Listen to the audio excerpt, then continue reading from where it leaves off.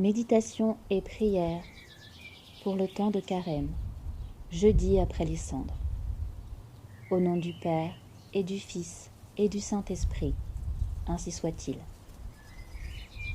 L'examen de conscience. Source éternelle de lumière, Esprit Saint, dissipez les ténèbres qui me cachent la laideur et la malice du péché.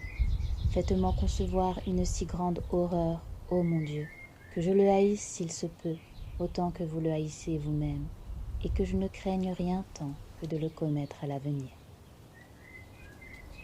Évangile selon saint Matthieu, chapitre 8, verset 8. Le centurion dit à Jésus, « Seigneur, je ne suis pas digne que vous entriez sous mon toit, mais dites un mot seulement, et mon serviteur sera guéri. » L'Église prescrit chaque année le saint temps de purification du carême pour nous ramener vers Dieu et pour nous fortifier. Ce n'est pas pour nous punir, mais pour nous guérir. Chacun voit bien qu'il a facilement tendance à ne pas faire le bien qu'il voudrait faire et à faire le mal qu'il voudrait ne pas faire. Ce sont là les plaies laissées en nous après le péché de nos premiers parents et aggravées par nos péchés personnels. Elles sont en nous tous, et le tentateur en profite pour essayer de nous faire tomber.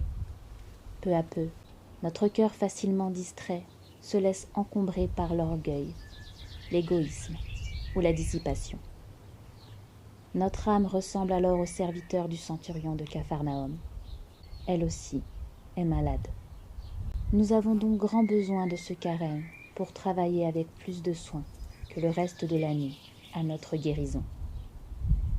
Pour cela, tournons-nous vers Jésus avec les mêmes dispositions que le centurion qui lui demande de procurer la guérison à son serviteur. Mais auparavant, demandons-nous ce qui actuellement est le principal obstacle à la grâce. Si nous devions mourir ce soir, serions-nous prêts ? Qu'est-ce qui, dans notre vie, nous gênerait le plus à l'idée de comparaître devant Dieu ? Est-ce une attache déréglée pour telle personne ? Une rancune non combattue, une vie trop superficielle, une négligence grave dans tel ou tel de nos devoirs. Tout cela, considérons-le sereinement devant le bon Dieu et regrettons-le du fond de notre cœur. Seigneur Jésus, éclairez-moi, montrez-moi ce qui en moi vous déplaît et surtout, donnez-moi la force d'agir en conséquence. Je veux profiter de ce carême pour corriger tout ce qui m'empêche de mener une vie profondément chrétienne. Ô Seigneur, projetez sur mon âme un rayon de votre lumière, afin que je puisse me voir tel que vous me voyez et me juger vous-même.